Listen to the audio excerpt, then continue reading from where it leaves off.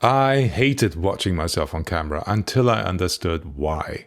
I still remember the first time I ever saw myself on a screen, on a cinema screen of all things, a really big one, and I was freaking out. My heart was beating at about 3 times the normal speed. I'd just come out of drama school, I was in some short film that got to the festival, and I thought I could handle being watched, but on screen was completely different. I got so nervous. I looked different than I thought. I sounded different than I thought. But then years later, I tried to make videos as myself here on YouTube. No character to hide behind. And that massive awkwardness and fear came back because this time I was not a character, I was just me.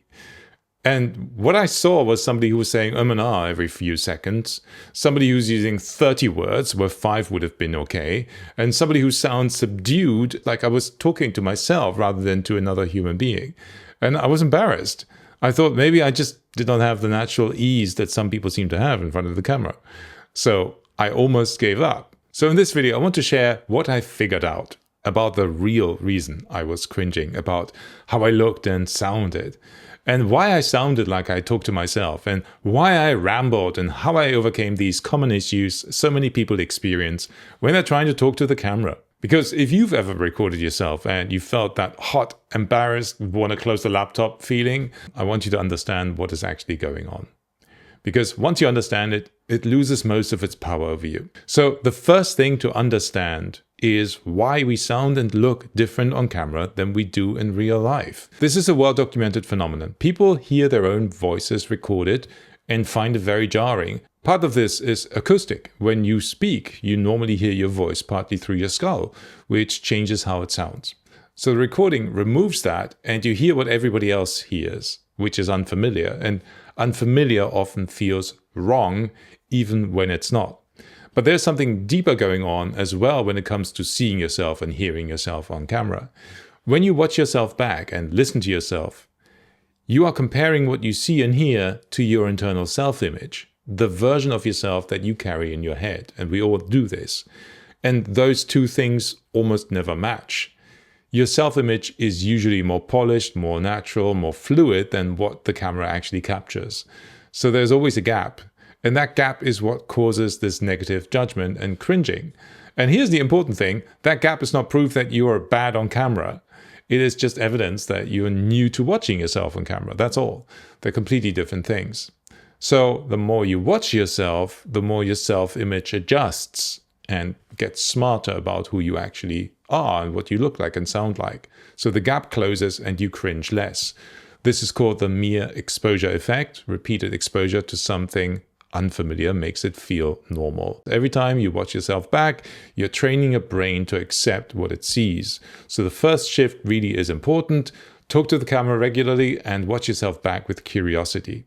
Watch every video you make to familiarize yourself and you'll simply close this perception gap over time. If you edit your own videos, this will be a natural thing anyway. The second thing I figured out was why I sounded like I was talking to myself rather than to somebody else.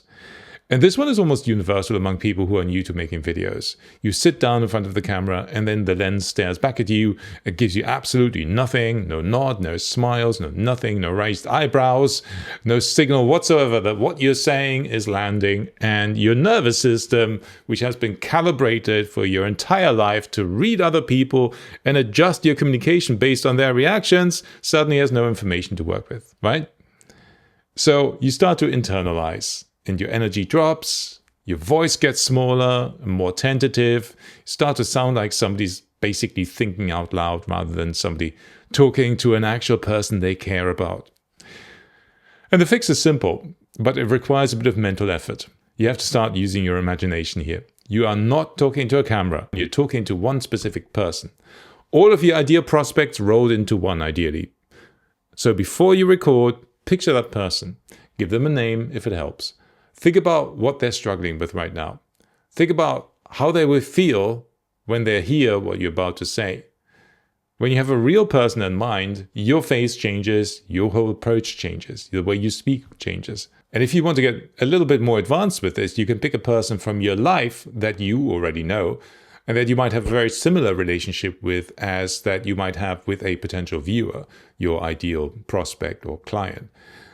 And you'll see that your energy changes even further. Your voice finds its natural warmth. And even if it's all in your imagination, the camera catches all of it. Now, the third thing, and this is the one that took me the longest to figure out, okay, is why I rambled, why I used too many words, why I circled back and repeated myself and never quite landed the point cleanly. It wasn't always because I was unclear about the content. The reason was often that I wasn't clear about the goal of the video before I started talking. I had an idea about the topic, what I wanted to say, but I had not connected to the actual reason why I was making this particular video for this particular person on this particular day. And when you don't feel that drive for your goal in your body before you start, you go searching for it while you're talking. The shift here is you need to find your purpose before you find your words. And on a side note, that's why I also believe it's best to work backwards in planning and writing your video scripts too. So there are 2 questions I teach people to answer before they record anything. First, who exactly are you talking to? Not your audience in general, one specific person. Their name, their situation, what they're struggling with right now. Get crystal clear on that. And if you want, who is your personal substitute for this person? And second, what is your goal with this video? Not your topic, your goal. What do you want the specific person to think, feel, or be able to do when the video is finished? When you're crystal clear on both of these things, the words organize themselves. You become concise because you know exactly where you're going. The ums and ahs drop away because you're not searching for, your direction anymore. You already know what you want to say and who you're saying it to. None of these are talent problems. None of these are confidence problems in the deep sense. They are specific, identifiable, fixable habits. And now that you know what is causing them, you can work on each of them directly. But if this resonated and you want to go deeper on any of these, or you want my help, particularly the question of how to develop real on-camera presence that feels natural and connects with your audience, I've put a link below this video. And if you want to see a breakdown of how Ed Lawrence, the YouTube growth expert, talks to the camera, I've done one here for you. Check it out.